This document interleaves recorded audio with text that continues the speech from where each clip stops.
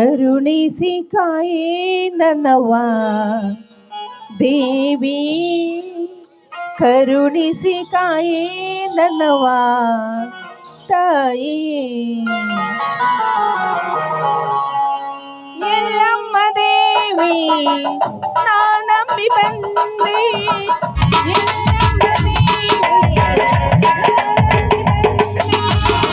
ಕರುಣಿಸಿ ಕಾಯೇ ನನ್ನವ್ವ ದೇವಿ, ಕರುಣಿಸಿ ಕಾಯೇ ನನ್ನವ್ವ ತಾಯಿ. ಎಲ್ಲಮ್ಮ ದೇವಿ ನಾನಂಬಿ ಬಂದೆ.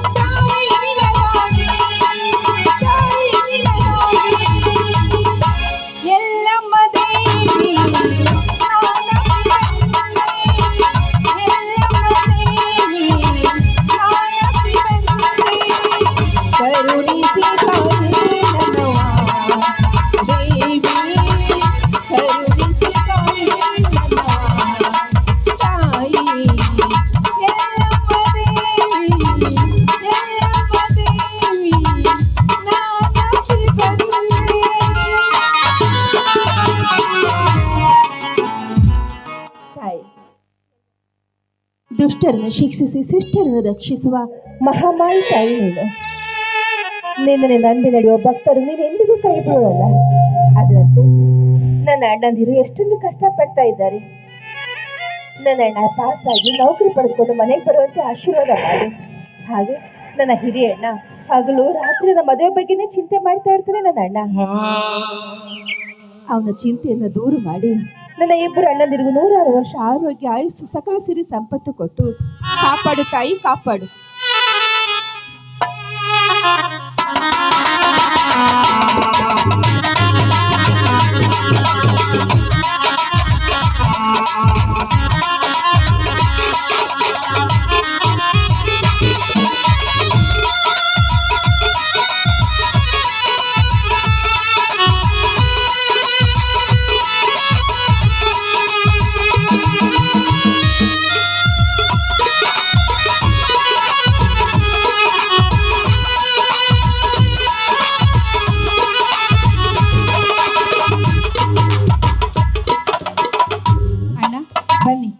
ಎಲ್ಲಮ್ಮ ತಾಯಿ ದೇವಿಯ ಪ್ರಸಾದ ಕೊಡ್ತೀನಿ.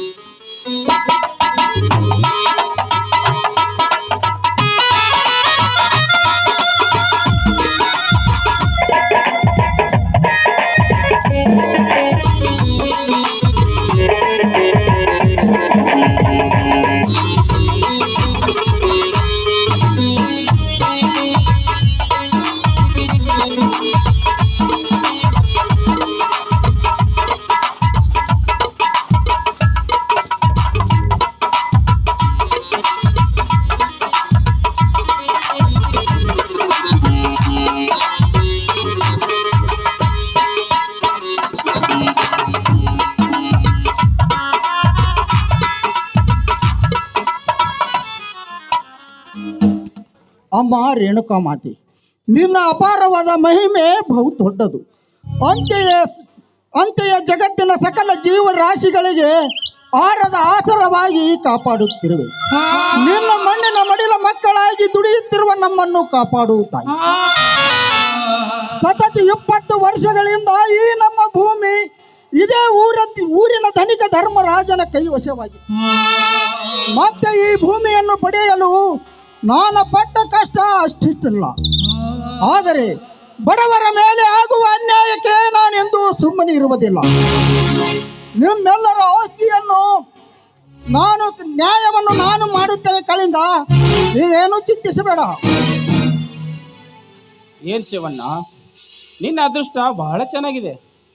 ಅಂತೂ ಕಷ್ಟಪಟ್ಟು ಹೊಲದಲ್ಲಿ ಬಾವಿ ತೆಗಿಸಿದ್ಯಾ. ಇನ್ನೇನು ಶಿವಣ್ಣ, ಆ ದೇವರ ದಯ ನಿನ್ನ ಮ್ಯಾಲೈತಿ. ಈ ಊರಾಗ ಈ ಶ್ರೀಮಂತನಾಗಿ ಯಮರಾಜನಂತೆ ಸೊಕ್ಕಿನಿಂದ ಮೆರೆಯುತ್ತಿರುವ ಆ ಧನಿಕ ಧರ್ಮರಾಜನ ಕೈಯಾಗ ಯಾರ್ಯಾರ ಹೊಲ ಮನಿ ಸಿಕ್ಕಾಕೊಂಡವೋ ಏನೋ, ಅವು ಯಾರಿಗೆ ಮರಳಿ ಸಿಕ್ಕಿಲ್ಲ ಶಿವಣ್ಣ. ಅವರ ಬಡ್ಡಿ ಸಾಲದಾಗ ಇದುವರೆಗೂ ನನಗ ಬಿತ್ತಾಕ ಹೊಲ ಇಲ್ಲ, ಇರಾಕ ಮನಿ ಇಲ್ಲ ಶಿವಣ್ಣ, ಇರಾಕ ಮನಿ ಇಲ್ಲ.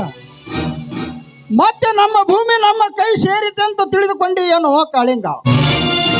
ಆ ಧನಿಕ ಧರ್ಮರಾಜ ಮಾಡುವ ಒಂದೊಂದು ಕೆಟ್ಟ ಕೃತಿಗಳು ನನ್ನ ಸ್ಮೃತಿ ಪಟಲದಲ್ಲಿ ಬರೆದಿಟ್ಟುಕೊಂಡಿದ್ದೇನೆ. ಅದಕ್ಕೆ ನನಗೆ ಸ್ವಲ್ಪ ತೆಲಿಬಾಗಿ ನಡೆಯುತ್ತಿದ್ದಾನೆ ಆ ಧನಿಕ. ಆದರೆ ಬಡವರ ಮೇಲೆ ಮಾಡುವ ಅನ್ಯಾಯಕ್ಕೆ ನಾನೆಂದೂ ಸುಮ್ಮನಿರುವುದಿಲ್ಲ. ನಿಮ್ಮೆಲ್ಲರಿಗೂ ನ್ಯಾಯ ಸಿಗುವಂತೆ ನಾನು ಮಾಡುತ್ತೇನೆ.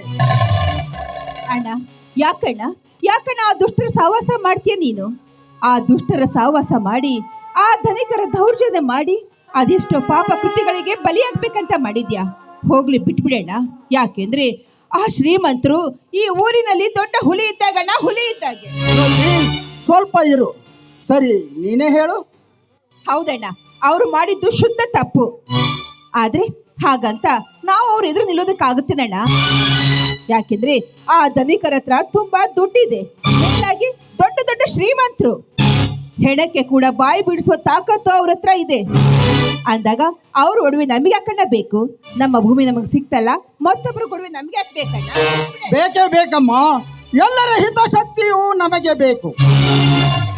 ಆ ಧರ್ಮರಾಜನ ದಬ್ಬಾಳಿಕೆಯಿಂದಲ್ಲವೇ ನಮ್ಮ ಕಾಳಿಂಗ ತಂದೆ ತಾಯಿಯನ್ನು ಕಳೆದುಕೊಂಡು ಅನಾಥನಾಗಿರುವ. ಆ ಧನಿಕನ ಹಿನ್ನೆಲೆ ನಿನಗಿನ್ನೂ ಗೊತ್ತಿಲ್ಲಮ್ಮ. ಹೋಗಲಿ ಬಿಡು ಶಿವಣ್ಣ, ಪಾಪ ತಿಳಿಯಲಾರದೆ ತಂಗಿ ತಪ್ಪು ಮಾತನಾಡಿಬಿಟ್ಟಳು. ಅಂತೂ ಶ್ರಮಪಟ್ಟು ಹೊಲದಲ್ಲಿ ಬಾವಿ ತೆಗೆಸಿದ್ಯಾ. ನಿನ್ನ ತಮ್ಮ ರಮೇಶನನ್ನು ಸಾಕಷ್ಟು ಓದಿಸಿ ವಿದ್ಯಾವಂತನಾಗಿ ಮಾಡಿದ್ಯಾ. ಇನ್ನೇನು ನೌಕರಿ ಅಂತ ಸಿಕ್ಕ ಮೇಲೆ ನೀನು ಕುಬೇರನಲ್ಲವೇ ಶಿವಣ್ಣ? ಛೇ, ಆ ಕುಬೇರನ ಪಟ್ಟ ನನಗೆ ಯಾಕೋ ಕಾಳಿಂಗ. ನನ್ನ ಕರ್ತವ್ಯ ನಾನು ಮಾಡುತ್ತಿದ್ದೇನೆ ಅಷ್ಟೇ. ನನ್ನ ತಮ್ಮ ರಮೇಶ ಈ ವರ್ಷ ಪಾಸಾಗಿ ಬಂದರೆ ನಿಮಗೆಲ್ಲರಿಗೂ ಸಿಹಿ ಹಂಚ್ತೀನಿ. ಈ ನನ್ನ ತಂಗಿ ಜ್ಯೋತಿಯ ಕಂಕಣ ಬಲ ಕೂಡಿ ಬಂದರೆ ಊರಿಗೆ ಊಟ ಹಾಕಿಸಿಬಿಡ್ತೀನಿ ನೋಡಿ. ಅಣ್ಣ ನೋಡಣ್ಣ, ನನ್ನ ರಮೇಶಣ್ಣ ಖಂಡಿತ ಪಾಸಾಗಿ ಬಂದೇ ಬರ್ತಾನೆ. ಫೇಲ್ ಅನ್ನೋದು ಅವನ ಜೀವನದಲ್ಲೇ ಈ ಶಬ್ದ ಬರೋದಿಲ್ಲ. ಆದ್ರೆ ನೀನು ನನ್ನ ಮದುವೆ ಬಗ್ಗೆ ಮಾತಾಡ್ತೀಯಲ್ಲ, ಇದು ಶುದ್ಧ ತಪ್ಪಲ್ವೇನಣ್ಣ? ಶಿವಣ್ಣ, ನಿಜವಾಗಲೂ ನೀನು ಅದೃಷ್ಟವಂತ. ಏಕೆಂದರೆ ತೋಟದಲ್ಲಿ ಒಂದು ಅರಳಿ ನಿಂತ ಸಂಪಿಗೆ ಹೂವಿನಾಗೆ ನಿನ್ನ ಮನೆಯಲ್ಲಿ ಬೆಳೆದು ನಿಂತಿದ್ದಾಳೆ ನಿನ್ನ ತಂಗಿ ಜ್ಯೋತಿ. ಮನುಷ್ಯನಿಗೆ ಆಸರೆ ಬೇಸರೆ ಸಹಜ, ಆದರೆ ಅದರಲ್ಲಿ ಸಮವಾಗಿ ಹಂಚಿಕೊಂಡು ಹೋಗಲು ನಿನಗೊಂದು ನಿಜ ಜೀವಿತ ಶಿವಣ್ಣ. ನನ್ನಂತೆ ನೀನು ನತದೃಷ್ಟನೂ ಅಲ್ಲ, ನನ್ನ ಹಾಗೆ ನೀನು ಅನಾಥನೂ ಅಲ್ಲ ಶಿವಣ್ಣ, ಅನಾಥನೂ ಅಲ್ಲ. ಕಾಳಿಂಗ, ಯಾಕೋ ಮನಸ್ಸು ಮುನಿಸಿಕೊಂಡು ಮಾತನಾಡುತ್ತಿರುವೆ. ನಿನ್ನ ಜೀವನದ ಕಥೆ ನನಗೆ ಚೆನ್ನಾಗಿ ಗೊತ್ತು. ಪಾಪ ಏನು ಅರಿಯದ ನಿನ್ನ ತಂದೆ ತಾಯಿಗಳು ಆ ಧನಿಕ ಧರ್ಮರಾಜನ ಕೆಟ್ಟ ದೃಷ್ಟಿಗೆ ಸಿಲುಕಿ ಒಂದೇ ಏಟಿಗೆ ಬಲಿಯಾಗಿ ಹೋದರು. ಇದು ಲಿಖಿತ ಅವರನ್ನು ಹಾಗೆ ಮಾಡಿತ್ತು. ಇರಲಿ, ನೀನೇಕೆ ಮರುಗುತ್ತಿರುವೆ? ಏಕೆ ನಿನಗೆ ಆತ್ಮೀಯರಾಗಿ ನಾವಿಲ್ಲವೇ? ನಮ್ಮ ಮನೆ ಇಲ್ಲವೇ? ಬರುವ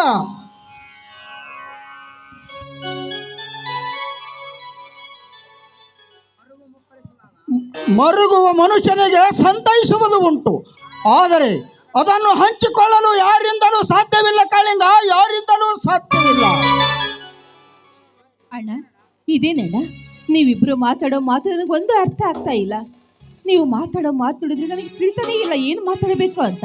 ಆದ್ರೆ ಈ ಕಾಳಿಂಗಣ್ಣನ ದುಃಖ ಹೊಮ್ಮಳಿಸಿ ಬರೋದನ್ನು ಕಂಡ್ರೆ ಈ ಕಾಳಿಂಗಣ್ಣನ ಜೀವನದಲ್ಲಿ ಏನಾದ್ರೂ ದುರಂತ ನಡೆದಿರ್ಬೋದು ಅಂತ ಅನಿಸ್ತಾ ಇದೆ. ಏನಿಲ್ಲಮ್ಮ ಜ್ಯೋತಿ, ಒಬ್ಬ ಮಾನವನಿಗಿರಬೇಕಾದ ಕಷ್ಟ ಸುಖಗಳು ನನ್ನ ಜೀವನದಲ್ಲಿ ಇದೆ. ಏನೋ ಮನಸ್ಸಿಗೆ ಬೇಜಾರಾದಾಗ ಆಗಾಗ ವ್ಯತ್ಯೆ ಪಡೆಯೋದು ನನಗೆ ರೂಢಿಯಾಗಿ ಬಿಟ್ಟಿದೆ ಅಮ್ಮ, ರೂಢಿಯಾಗಿ ಬಿಟ್ಟಿದೆ. ಜ್ಯೋತಿ, ಈ ಕಾಳಿಂದ ಎಷ್ಟು ಬೆಳೆದು ದೊಡ್ಡವನಾಗಬೇಕಾದರೆ ಇವನ ಮಾತಾಪಿತರ ಹಿತ ರಕ್ಷಣೆಯಿಂದಲೂ ಅಲ್ಲ, ಬಂಧು ಬಾಂಧವರ ಸಹಾಯದಿಂದಲೂ ಅಲ್ಲ. ಕಾಡಿನಲ್ಲೊಂದು ಆಲದ ಮರ ಬೆಳೆದು ವನ್ಯ ಪ್ರಾಣಿಗಳಿಗೆ ನೆರಳು ಕೊಡುವಂತೆ ಇವನದು ಒಂದು ಜೀವನ. ಅಣ್ಣ ಕಾಳಿಂಗಣ್ಣ, ನಿನ್ನ ಜೀವನದಲ್ಲಿ ಇಂಥ ದುರಂತ ಘಟನೆ ನಡೀಬೇಕಾದ್ರೆ ಅದಕ್ಕೆಲ್ಲ ಕಾರಣ ಯಾರಣ್ಣ? ಕಾರಣ ಯಾರು? ಮತ್ಯಾವ ಕಾರಣ? ಇದೇ ಊರಾಗ ಯಮರಾಜನಂತೆ ಸೊಕ್ಕಿನಿಂದ ಮೆರೆಯುತ್ತಿರುವ ಆ ಧನಿಕ ಧರ್ಮರಾಜ ನನ್ನ ಹೆತ್ತ ಮಾತಾಪಿತರನ್ನು ಕೊಂದುದಲ್ಲದೆ ನನ್ನ ಸರ್ವ ಆಸ್ತಿ ಮನೆಯೆಲ್ಲ ತನ್ನಂತೆ ಮಾಡಿಕೊಂಡು ಬಿಟ್ಟ.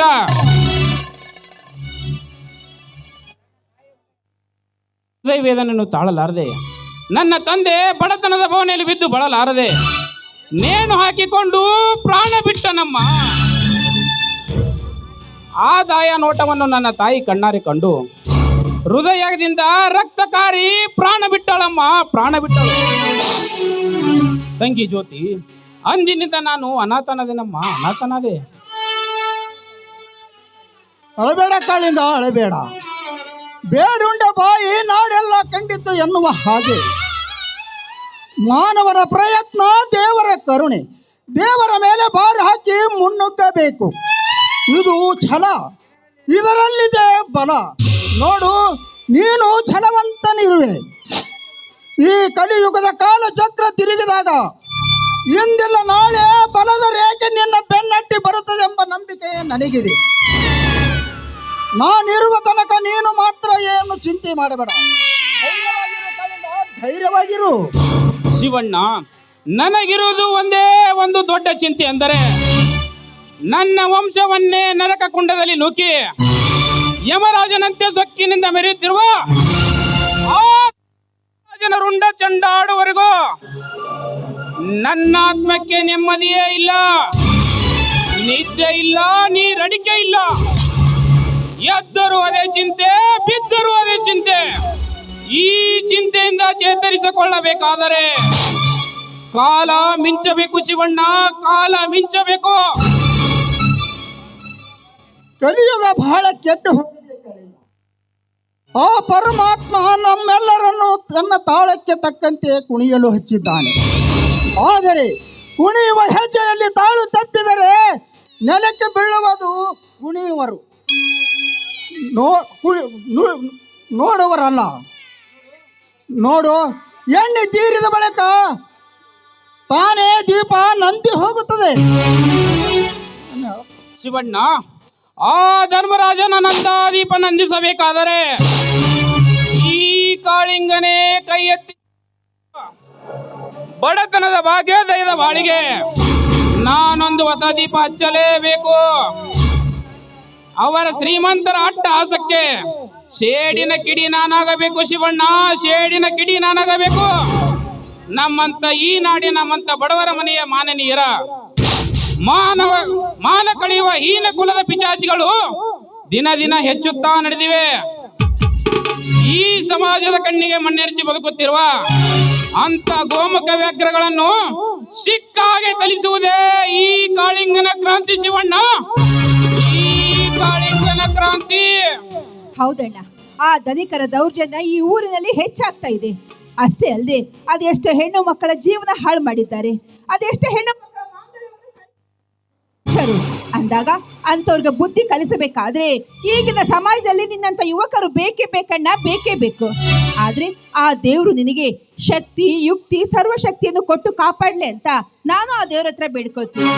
ಅಂತೂ ಅಣ್ಣ ತಂಗಿಯರು ಇಬ್ಬರು ಕೂಡಿ ದುಷ್ಟ ಶಕ್ತಿಯನ್ನು ಆದಿಶಕ್ತಿ ತುಳಿದಂತೆ ಆಯಿತು.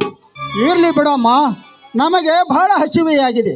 ಬುದ್ಧಿ ಬಿಚ್ಚು ಕೊಡಮ್ಮ, ನಾನು ಕಾಳಿಂಗ ಇಬ್ಬರು ಕೂಡಿ ಊಟ ಮಾಡುತ್ತೇವೆ. ತಂಗಿ ಜ್ಯೋತಿ, ನೀನು ಮಾಡಿದ ಕೈಯಾರಿನ ಅಡಿಗೆ ಒಂದು ಬಹಳ ದಿನವಾಯ್ತು. ನಡಿಯಮ್ಮ, ಊಟ ಬಿಡಿಸುವಂತೆ. ಅಣ್ಣ, ಈಗ ನಿನ್ನ ಮನಸ್ಸಲ್ಲಿರೋ ದುಃಖ ಎಲ್ಲ ನಮ್ಮ ಮುಂದೆ ಹೇಳಿದೆಯಲ್ಲ, ಈಗ ನಿನ್ನ ಮನಸ್ಸು ಹಗರ ಆಯ್ತಲ್ಲ, ಆ ಸಂತೋಷಕ್ಕಾಗಿ ಎಲ್ಲರೂ ಸೇರಿ ಒಟ್ಟಿಗೆ ಹಾಡು ಹೇಳೋಣ, ಆಮೇಲೆ ಊಟ ಮಾಡೋಣ.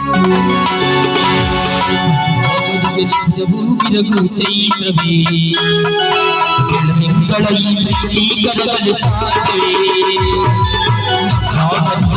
ಹೋಗಿರಲು ಚೈತವೇ ಕ್ಷಣಗಳ ಈ ಕರಗಲು ಸಾಧ್ಯವೇ ಪ್ರೀತಿಯ ಪರಮಾನ ಪ್ರೀತಿಯ